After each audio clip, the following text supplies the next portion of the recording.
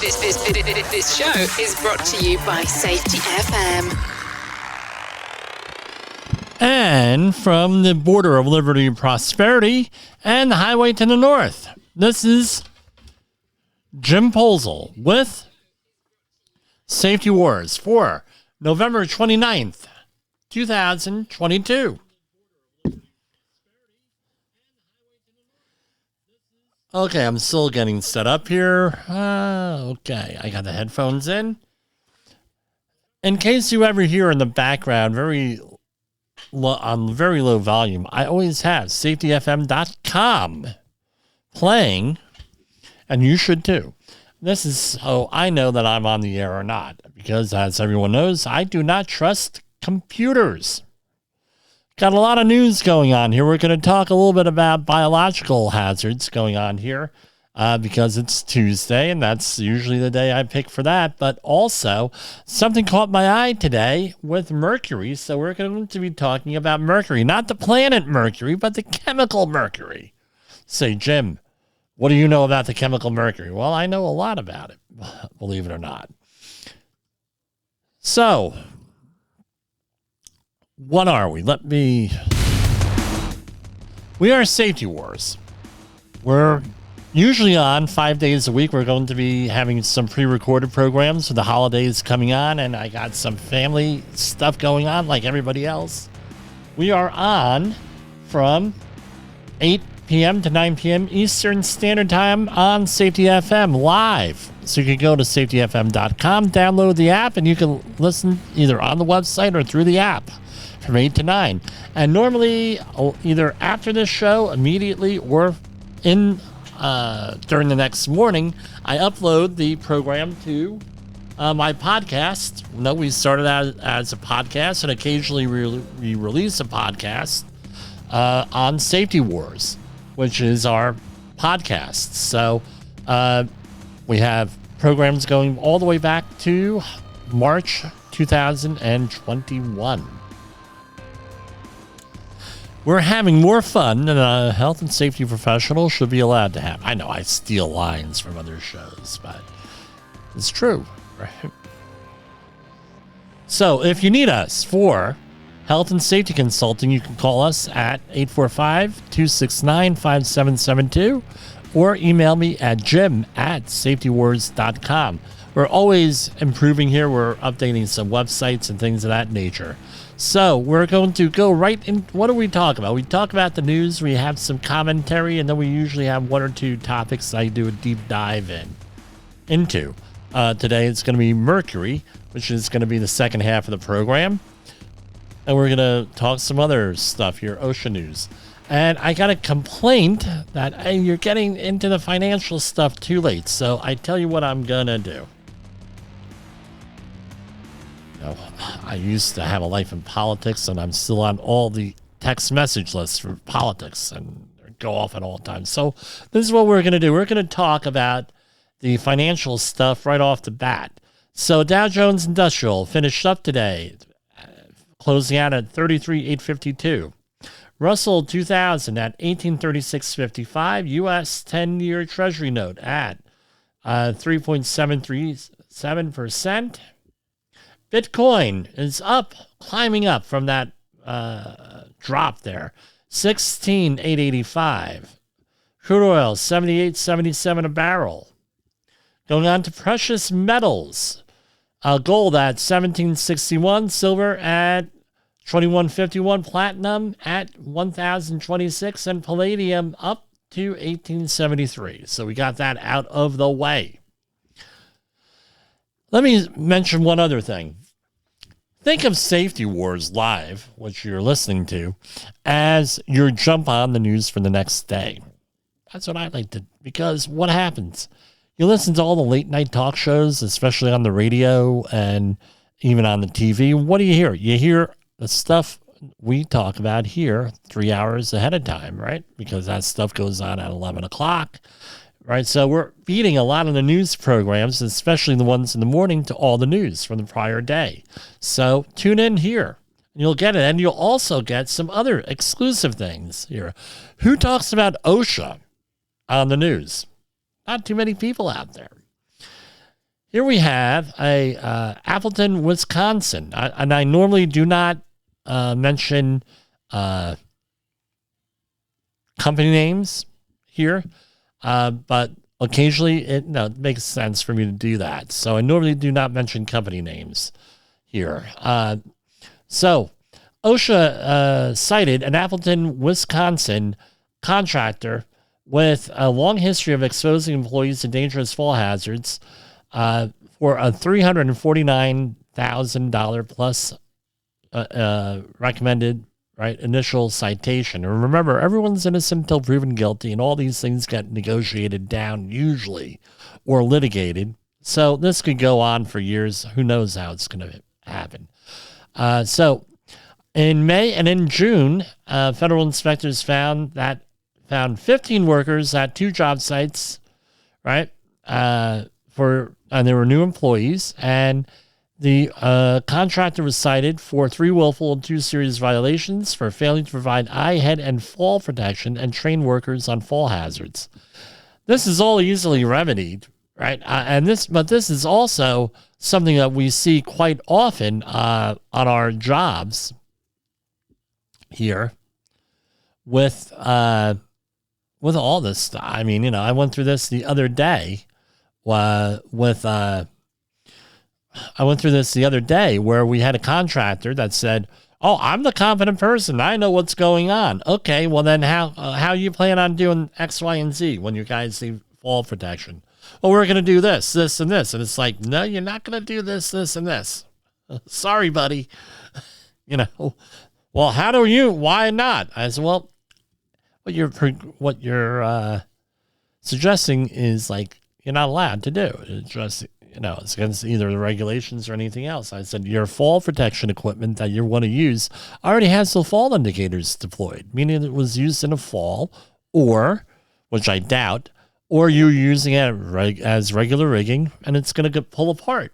And it's already pulled apart. You destroyed all the shock absorbers. All the fall indicators are all shot. You can't use that.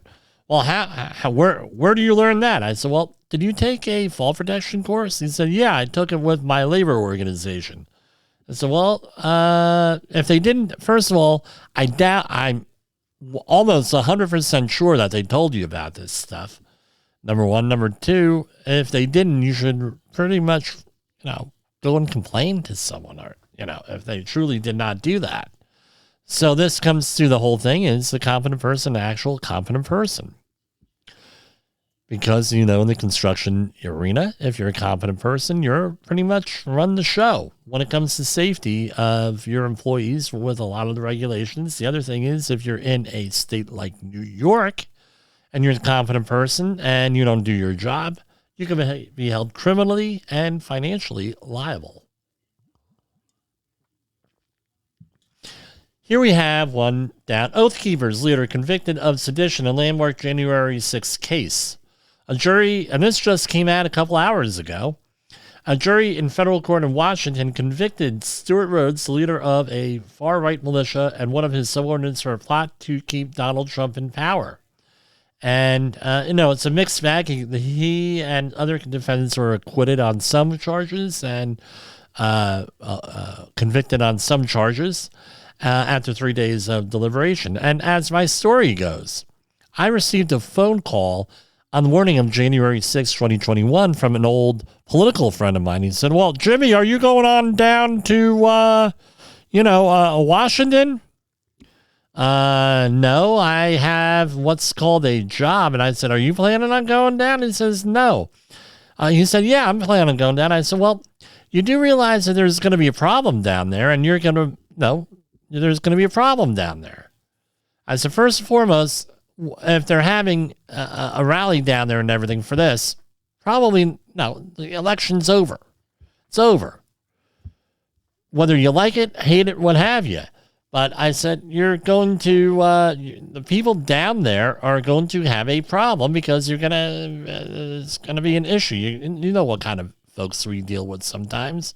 This was in the middle of the mask issue and the conspiracy theories of the masks and people who had never been involved in politics before, newcomers, and they couldn't handle a loss. So what happened? There was a problem. now these people have other problems. What I find amazing is that the leadership of this stuff is being held responsible. And there are something like 900 other criminal cases pending here for this. This is from another website. Starbucks employee breaks down this article by Rokas Lorena Vicius and Osteja.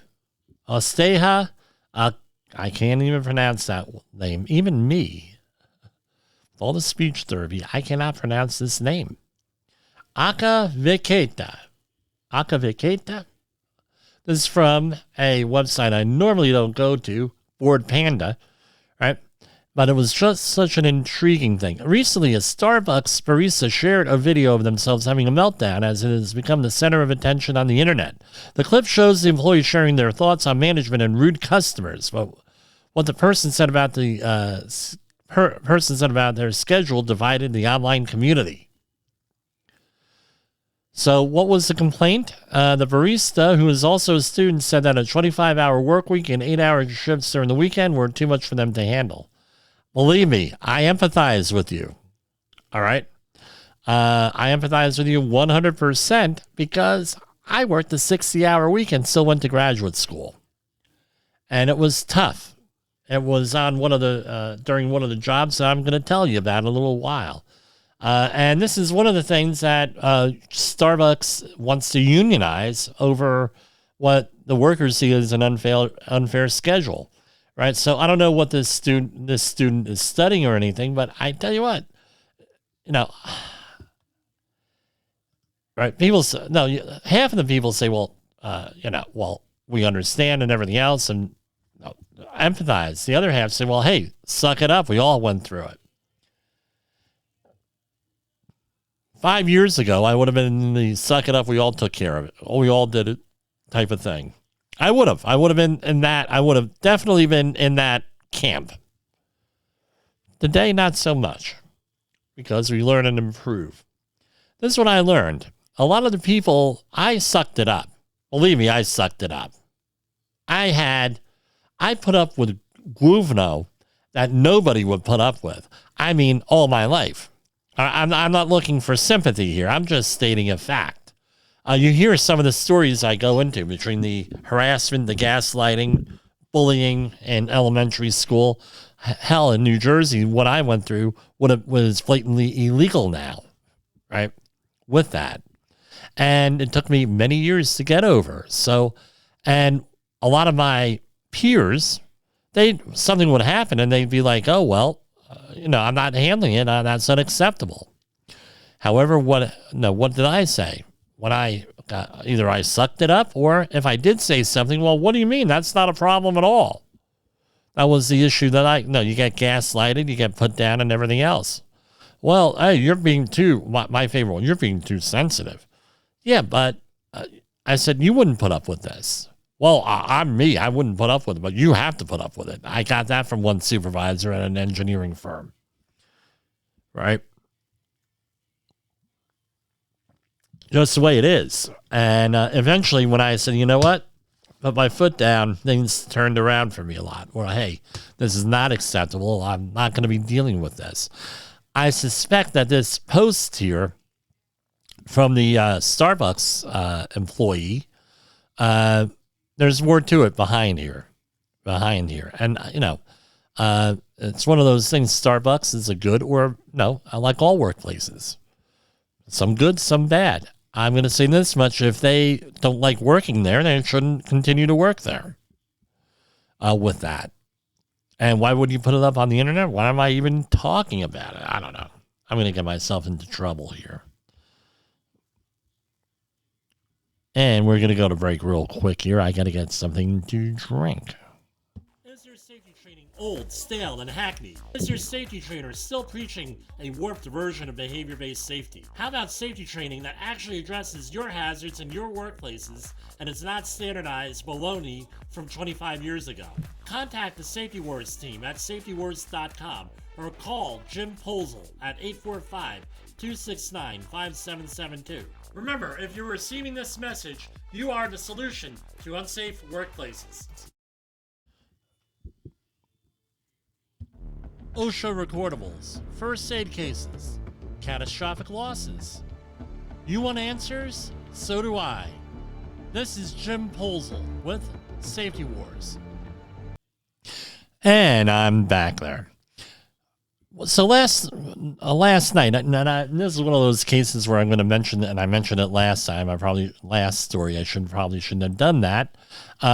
Here we have I'm going to mention it this time. A Walmart, because I talked about the story last night. A Walmart employee who survived last week's mass shooting at a store in Virginia has filed a $50 million lawsuit against the company for allegedly continuing to employ the shooter or store supervisor who had known propensities for violence, threats, and strange behaviors.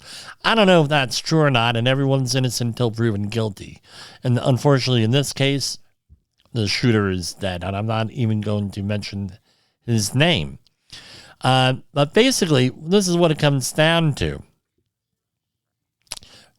According to the lawsuit, and I'm sure there's going to be a huge, this is not the only one, this is going to be a huge investigation, right? Was this person had personal vendettas against, according to the lawsuit, I don't know if it's true or not, had personal vendettas against several Walmart employees and kept a kill list of potential targets. The lawsuit states that the plaintiff submitted a formal complaint on Walmart Global Ethics Statement form indicating that the person had bizarrely and inappropriately commented on the plaintiff's age. So it was basically, if this statement is correct in here, and they have the statement, I'm not going to mention it because it is pretty offensive. Was that ever followed up? Also complained about her financial status and her physical appearance and called her a very not nice name under his breath. And this is a quote: despite Mr. blah, blah, blah, long-standing pattern of disturbing and threatening behavior, Walmart knew or should have known about blah, blah, blah, disturbing and threatening behavior, but failed to terminate blah, blah, blah, restrict his access to common areas, conduct a thorough background investigation, or subject him to a mental health examination. All right, we talked about that last night, where in the refining industry, in short, that I spent half of my career in, oil refining oil, chemical terminals, oil terminals, pharmaceuticals, things of that nature, a lot of them now have psychological investigations, psychological exams before they'll hire you, or if you're a contractor, before they'll even let you onto the project, onto the site. The other thing is, you have employees out there making threats, and then especially in the construction field. Oh, well, that's normal. They make threats, blah, blah, blah, blah, blah. They don't get rid of them. Well, now, if this is true, by the way, this is not the first time I've heard of situations like this. I talked to you last night about one of my clients, a safety professional, not mine, told someone to put on a hard hat and fall protection, and they were beaten with their own hard hat into submission and spent a week in the hospital. Right? Again, I've been on projects. One of my people got into a thing earlier this year where roofer had threatened the client. Not fired, not done anything about it. Not the first time. Multiple times this has happened. So, again, not firing people who have these issues, not managing them. Your organization doesn't manage them. You got to take note to it, whether it's anywhere in this organization or another one. I know of a family member who had someone at their organization threatened to blow the place up. They had that guy out of there in about 8 hours because he made the thing at night, and then the next morning, guess what? Everything was shut off, all of his access control and everything.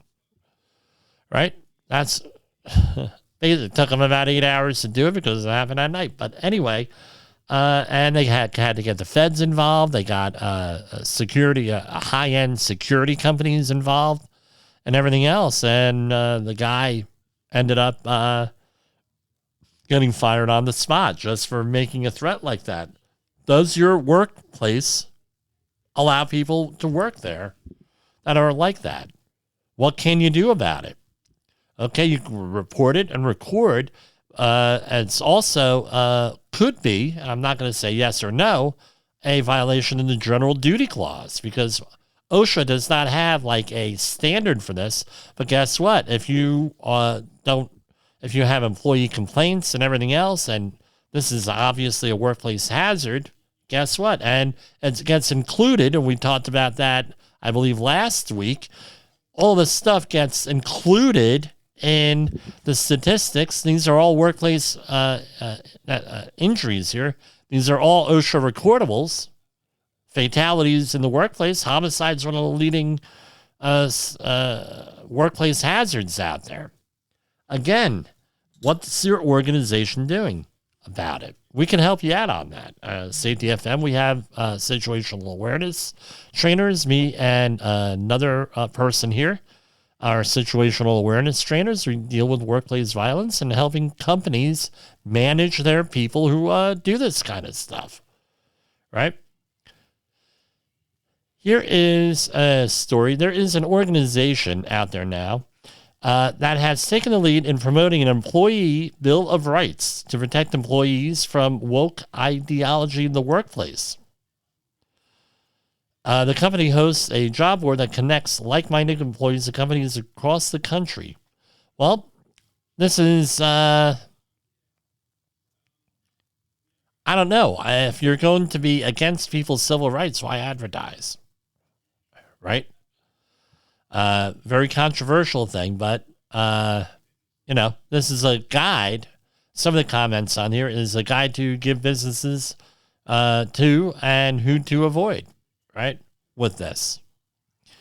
I don't know. It's mixed. It's a mixed balloon. There's so we've had a lot of diversity and inclusion, diversity, equity, and inclusion policies by a lot of companies out there. There's bound to be a backlash against it or people against it. I don't know. I don't go one way or the other on this one, to be honest with you. But I guess I forget which law, thermodynamics, every action has an equal and opposite reaction. So something to think about here. We're going to talk about biological hazards here. So we have, right, so the World Health Organization, let's talk about monkeypox. So this reminds me, this story of back, I'm not that old, obviously, 1919, where the Spanish flu, how did we get that name? The Spanish flu. It was a worldwide flu. It started, believe it or not, in Kansas. Yes, in the United States, but it spread to Europe because during World War I and in those close quarters, non-hygienic battlefields and all through these transportation hubs. I mean, if you look at early 1900s New York City and the sanitation stuff going on there. I mean, there was photos on the internet. I mean, just disgusting. You could see where a flu would spread. But where was it really reported on was Spain, right? During World War I. So therefore, they got whacked with the Spanish flu name. And that, it really didn't originate there. So here we have the same thing with Lyme disease, right? Lyme, Connecticut. Well, did it originate there? No, that's where it was first described and everything. So they called it Lyme disease. Rocky Mountain spotted fever. Again, same deal. But here we go. The World Health Organization announced on Monday, that's yesterday, that they don't like the word monkeypox. We're not going to call it the word, so we're going to call it mpox. Right? And they're going to phase out the monkeypox. And basically, it's people are saying that monkeypox, which was named in 1970, after it was discovered in 1960 in captive monkeys, but in 1970 the virus was called monkeypox.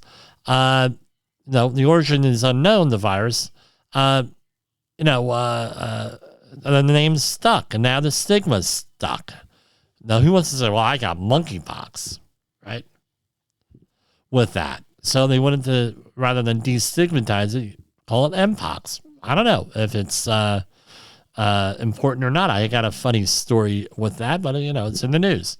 I have a funny story. I was in my taking my mother, who's elderly, to the doctor, and there was a person more elderly than my mother in there who had severe mobility issues. And they're asking her, they're filling out a questionnaire in there, and the nurse is asking her in the waiting room, have you ever been exposed to monkeypox recently?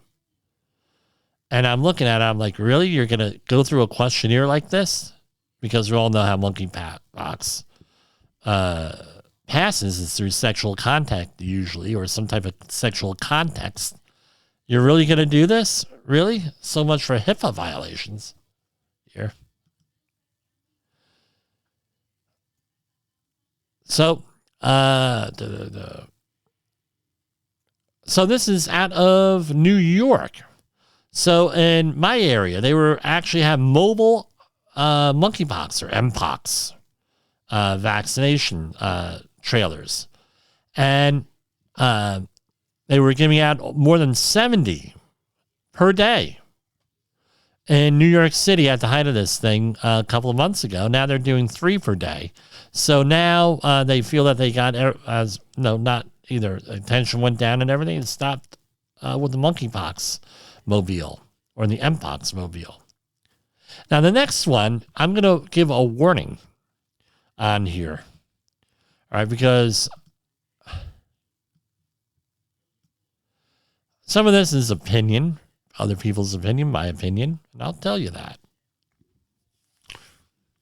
So I think everybody here knows 2001, I was involved in the anthrax cleanups at NBC and CBS. I can't really go into it, but after I got done with the cleanups or during, I said, you know what? I really don't trust the Centers for Disease Control for managing an emergency. Do a great job. They do a phenomenal job with research and all the other data that they come out with. But I was less than impressed with the way that the organization managed the anthrax cleanups. And the people who were there today who went through this, still have PTSD and things of that nature. I mean, that's, I think, all on the public record. People who are involved with this, with the level of frustration. And this did not only include CBS or NBC, it also include the Hamilton, New Jersey Post Office and the Hart Senate Office building, where I run into people all the time. Oh, yeah, we're still freaked out. We know about the mail and opening the mail and everything else. So when this all hit, and one of the reasons why we have safety wars is to alert people to all this stuff is to alert people and to make people aware and give people information so they can better protect themselves and not have to rely on others to do that. That's one of our things. We do that especially during Disaster Preparation Month in September. So this is from the Wall Street Journal. We have Alyssa Finley, who says, so we know Anthony Fauci gave his final press conference last week as the head of the National Institute of Allergy and Infectious Diseases, post he's held since 1984. And he gave an okay press conference, right? And he defended himself with a lot of stuff where he had basically moving target and new information all the time. And there was a lot of misinformation out there and wild theories. I get all of that. But what happened was the lasting legacy is going to be when the next pandemic hits, the next emergency hits, are you actually going to trust the government? It's a question you have to ask. You have to answer on a certain level too, especially if you're a safety professional, because we lost a lot of credibility. We lost a lot of political capital, meaning inside our organizations, trying to come up with plans on how to manage COVID and to manage conflicting information from the government on this stuff, because this is what happened. And I complained about it, right? We've been doing this for years, 30 years. We're experts here. Some of us, all more. I'm not the most experienced guy out there. I'm not the smartest guy or anything else out there. Never said I was. But us as a field, we have, since the 1930s, experience on respiratory protection, biological safety, and everything else. So here's the question, and I'll ask again. If you are sick, who are you going to go to? Are you going to go to a safety professional? Or are you going to go to a doctor, a medical doctor of osteopathic medicine, other qualified medical professional? This is a question that we have to ask ourselves. Or are you going to go to, obviously, if you're sick, you're going to go to a medical professional, qualified person. Now, here's the question. If you are going to if you want to protect yourself, with biological safety, who are you going to go to? Are you going to go to a medical doctor? Or are you going to go to a health and safety professional, certified industrial hygienist, someone like that? Someone qualified. Someone like me, maybe someone not like me. I don't know. This is a question now that is really at the forefront. Where do people go to get their information on COVID? They went to social media. They went to dubious websites. And let's be fair. Let's try to see it from the other point of view. You're Dr. Fauci, and you have to counteract this stuff. You're a safety professional, and you know that some of that information released by the government is not correct.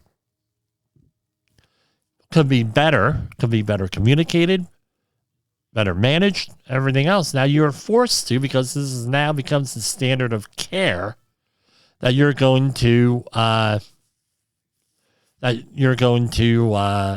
have to go by if there's any litigation. Well, the government said X, Y, and Z.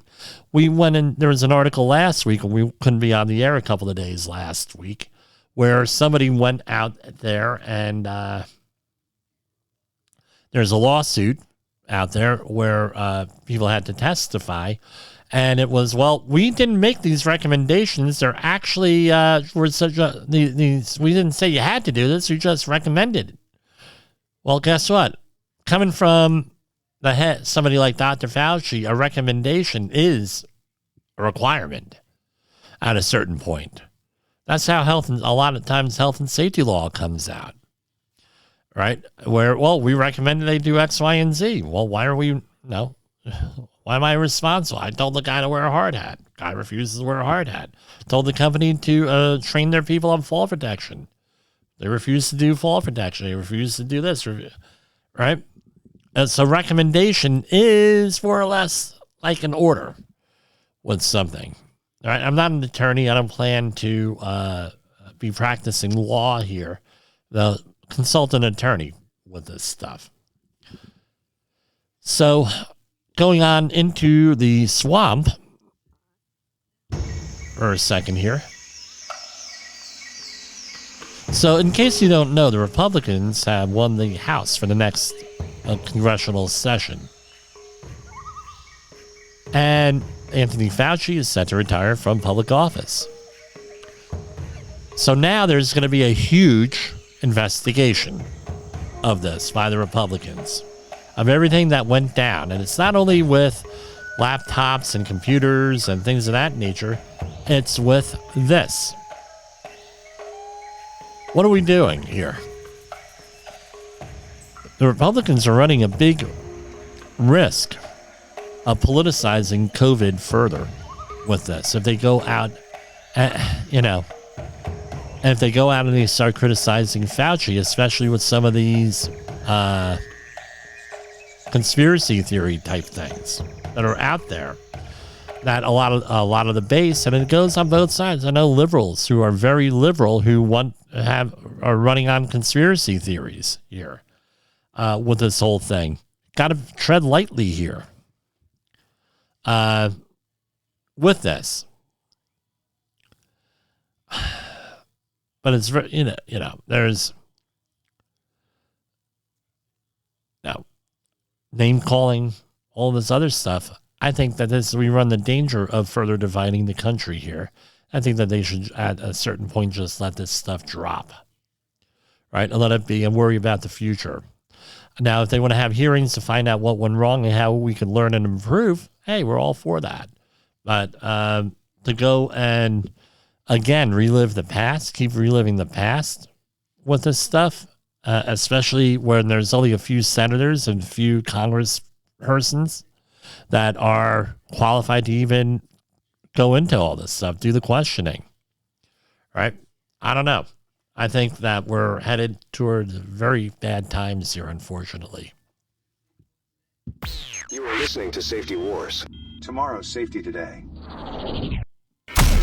In the professional safety community, communication and planning are just a few keys to your program's success. The question many practitioners have is, where do I start? Dr. Jay Allen, the creator of the Safety FM platform and host of the Rated R Safety Show, has built a global foundation to help you along the way. Go to safetyfm.com and listen to some of the industry's best and most involved professionals, including Blaine Hoffman with the Safety Pro, Sam Goodman with the Hop Nerd, Sheldon Primus with the Safety Consultant, Jim Pozell with Safety Wars, Emily Elrod with Unapologetically Bold, and many others. As individuals, we can do great things, but as a team, we become amazing. Dial into safetyfm.com today and surround yourself with a powerful force of knowledge and support.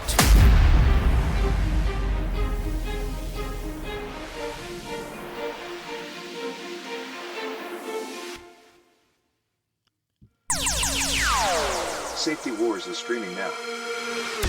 Okay, so SafetyFM.com. I have another personal story here. A woman is suing a company that makes mac and cheese in a prepackaged container. Pardon me, I've got the sniffles. I still have the after effects of COVID here 3 weeks later. Woman is suing a mac and cheese manufacturer, maker, whatever we're going to call it, because her microwavable container, right, a styrofoam cup, they put mac and cheese in there, you throw it in the microwave. You're going to love this one. She sues after her microwavable macaroni takes more than 3.5 minutes. So she followed the instructions. It was not eligible to be eaten in 3.5 minutes. And she is now suing. And Amanda, sorry I mentioned her name, is demanding answers. The only kind cash can give, but she's keeping it classy with a class action lawsuit. Wow. How much is she seeking? $5 million because they wasted her time. Wow, I might join in on that. But again, ridiculousness on a certain level. But she may win. She may get a settlement out of this. Lifetime supply of mac and cheese. My daughter would probably want in on that. I know a guy, true story, the father of a friend of mine. He, so you know on these, what we used to call TV dinners, or all these microwavable dinners and everything, it says removed from packaging. Well, they put that on there because of him and a couple of other people back in the 1970s. They put the TV dinners in right. They were in foil. They put them in. They came in cardboard boxes. They put the whole thing in the microwave. Not the microwave, the oven. And this dude burned down his kitchen. And the maker of these dinners actually they settled out of court and he got a new kitchen out of it. And after that, that's why it says on there, removed from packaging. Believe it or not. Was that, this guy, and he brags about it. They got me, such and such a company got me a whole, new kitchen back in the day. And it's like, man, if I wasn't, if that happened to me, I don't think I'd be bragging about it. Right? He was a very literal guy. We'll leave it at that. What's going on to the Secret Service, right? And in Nantucket, 5 vehicles caught on fire in a parking lot. I wonder if they were electric vehicles. With that, I don't know. It's not saying. Weird, man. China's social credit score is about to evolve as the West starts to implement some of its features. So apparently there's what's going on, the conspiracy theory area, is that the social credit score that's been widely publicized in China is now coming to the West in some official capacity. We already know that that's already in a lot of social media platforms, right? And in our final thing, U.S. to auction almost 1 million acres of Alaskan coast for oil drilling. So the Biden administration is going to be auctioning, as part of the Inflation Reduction Act, auctioning off a whole bunch of drilling areas off Alaska, southeast coast. But this is what the problem is. All right. Some of the commentary out there is that the royalties are very, very high.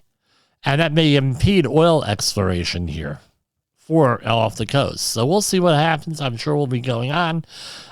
Increasing the supply of oil in this country is a very good idea, right? In my opinion, right? Get prices of oil down. Right, regular supply and demand thing and everything else. Because right now we're paying close to $4 a gallon here in New York and New Jersey for gasoline, regular gasoline, 87 octane, and it's causing a lot of problems out there. People are running up. It's part of their budget. People are being very selective on where they drive. I've always been very selective on where I drive, when I drive, and everything else. Again, more stress into the system. We're going to talk now, and we can consider this a Safety Wars exclusive. We're going to have the discussion on mercury, and specifically mercury vapor. I'm getting at the safety data sheet for mercury. Let's see how this goes. So mercury was in the news 3 days this week. 3 times this week, and it's only Tuesday. So this is a bizarre story here. But it's not the first time I've heard of something like this. I've heard about this poisoning from beauty creams or makeup. So let's talk about this. The first widely publicized type of poisoning similar to this was memorialized in the Alice in Wonderland books. I forget who wrote them, but it was with the Mad Hatter, because they used to have hats that they used to color with mercury. And there used to be a very old expression, as mad as a hatter, right? Because of central nervous system damage from mercury. If you go back in antiquity, right, lead and mercury poisoning were documented for a long, long time. So here we have this one, right? Mother loses peripheral vision from apparent exposure to mercury in beauty creams. Toxic levels in her home put family at risk, say experts. So this is a woman in Minnesota who inadvertently put her entire household at risk of mercury poisoning, most likely from using beauty creams containing high levels of toxic material. And this is in Minnesota and everything else. Let's talk about mercury. Mercury used to be very ubiquitous, meaning everywhere, 2 generations ago. I know my father said when he was in high school, mercury was all, they had mercury. They used to play with mercury. Mercury is slightly, is a liquid metal, some people call it. It has many different names: quicksilver, colloidal mercury, hydrogerium, right? Quicksilver, a lot of different names out there. But it's slightly corrosive, and people used to play with it with their hands because it's pretty cool if you've ever handled mercury. You play with it in your hands and everything, and very difficult to clean up. But the main problem with mercury, and if you're a safety professional given training on mercury, by the way, let me back up. I was hired in August 1998 to help manage the Grand Street mercury cleanup for General Electric in Hoboken, New Jersey. I did that for 6 years. So I know a lot about mercury, right? Cleanups and everything else. And before that, I did a mercury cleanup in Hawthorne, New Jersey, the Calgon facility. So I'm very familiar with mercury and its properties and everything else. So if you're a safety professional or anybody giving training or even information with mercury out there, the first thing that you need to say is this: mercury vapor is odorless. You can't smell it, can't taste it. You can only use air monitoring equipment to go and measure mercury. All right, that's the way it is. And in warm environments, what my experience is, once you get above 50 degrees surface temperature, mercury gives off a hell of a lot of vapor, but you still need to do air monitoring with it. And one plant facility I was in was a mercury recycler about a year and a half ago. And, oh, yeah, we have great mercury containment here. I said, oh, yeah, is that your mercury vapor? Look, yeah, you hit sample. Guess what? We were getting mercury readings in their lunchroom. Or we were given the training. So this is what the issue is with mercury. You can't smell it. You can only measure it. And if you're going to use respiratory protection, there's special respirators for that with a indicator on there, a colorimetric indicator. They were the first ones that I know of that had a colorimetric indicator, like a lot of things have nowadays for organic vapors and some other stuff. So here I have an SDS here, and here you go. The chemical is considered hazardous by the Hazard Communication Standard. It is acute inhalation hazard, acute reproductive hazard, and specific target organs are the kidneys and the central nervous system. So some of the hazard statements with it: fatal if inhaled. You got to have a very high exposure to mercury to, have a fatal exposure to it. But let's remember, there are a couple of, there is another form of mercury, methyl mercury, which is also known as organic mercury, where 1 or 2 drops could kill you. There's a very famous case where a woman got splashed, a couple of drops of organic mercury went through her skin, and it killed her. It was a horrible, painful death that she went through. So it causes damage to organs through prolonged or repeated exposure. So, pardon me. So what's the general advice off of the SDS, right? How do you prevent exposure? Obtain special instructions before use. Yeah, well, you need training. And if you are a safety professional, give it to in writing that mercury vapor is odorless, because you're going to hear that. Well, I don't smell it, so therefore it's safe. The other thing you're going to hear is, well, it's in nature, and therefore it's safe because it's natural mercury versus industrial mercury. You're going to hear that too. Do not breathe dust, fume, and gas. Okay, wear respiratory protection and everything else. If exposed, get medical attention or advice. I'm going to tell you this. Mercury, if you get it in your house, and where would a source in the house be? Old-fashioned mercury switch and a thermostat. Like heating thermostat is one.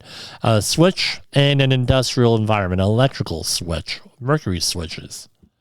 All right. How do you clean up mercury? Here's the question for you.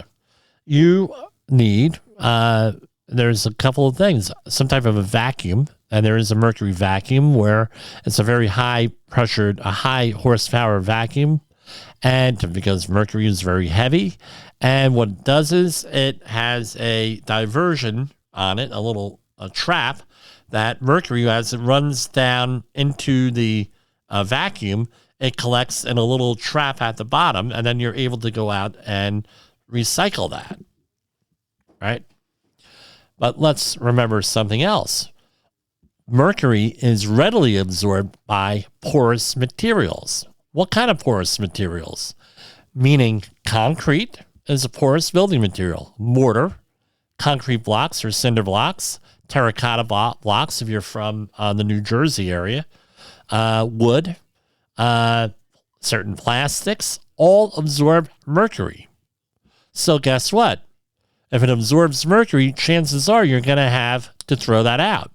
And that's not going to go to any normal landfill. That has to be tested, and they run a special TCLP analysis on it, only at special labs. Usually that analysis equipment is all done, that's dedicated equipment, because once it gets mercury in it, guess what? You can throw it in the garbage, right? Pretty much. It's got to be only used for mercury. All right. And then it gets tested. And if it's above a certain level, it gets sent out as hazardous material. Or even if it doesn't, it normally gets disposed of in a secure landfill with that. What are the exposure levels for this? So as a review, there are usually in the United States 3 different exposure levels that we go by. The ACGIH, American Conference of Governmental Industrial Hygienists, they have a threshold limit value. You also have an OSHA PEL and a NIOSH IDLH or NREL. NIOSH, National Institute for Occupational Safety and Health, a division for the Centers for Disease Control in Atlanta. Can't talk.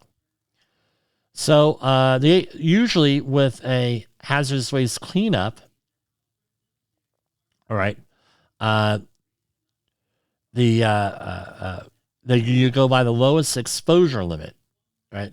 And where in this case, it's going to be the ACGIH threshold limit value, which is based on an 8-hour time-weighted average. And they put it at 0.025 milligrams per meter cubed.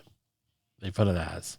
So when you run your analysis, that's basically what you're going to use. Now, the NIOSH REL is set at 0.05 milligrams per meter cubed, or 50 micrograms per meter cubed.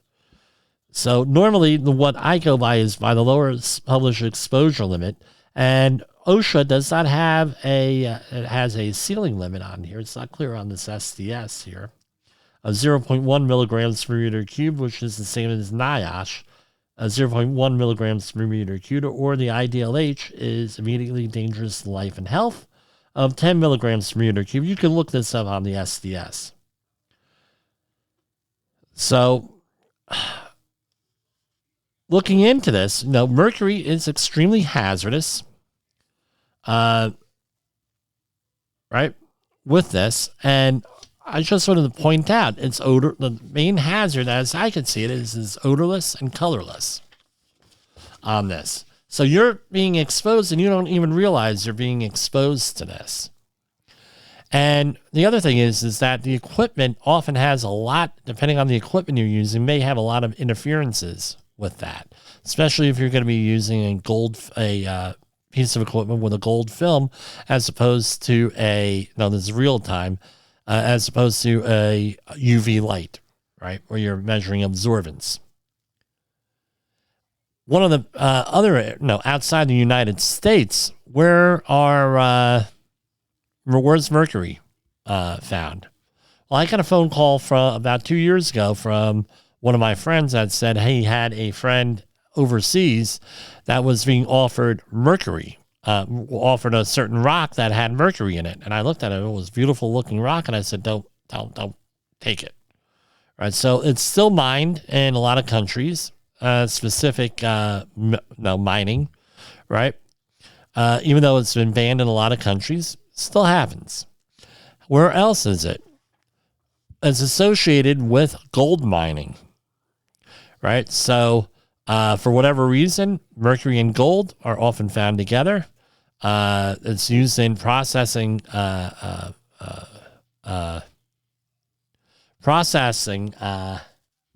gold, right? And that is associated with it. Often what happens is when they're smelting gold, right, to get it from the ore to actual what you see in the metal, they burn off the mercury and mercury is released, right, inadvertently. Again, they don't feel that there is an issue because they're not smelling it. There's a story in Cameroon, out of Cameroon last week, right, where hundreds of deaths have occurred at mining sites in Cameroon since 2015 because of mercury poisoning. Again, problem. Right. UN also issued last week a call for the ban of mercury trade and its use in gold mining. Small-scale gold mining is the key driver of global mercury demand. Right. So I'm not exactly sure where it comes into here with this, but I know that Discovery did a program on this.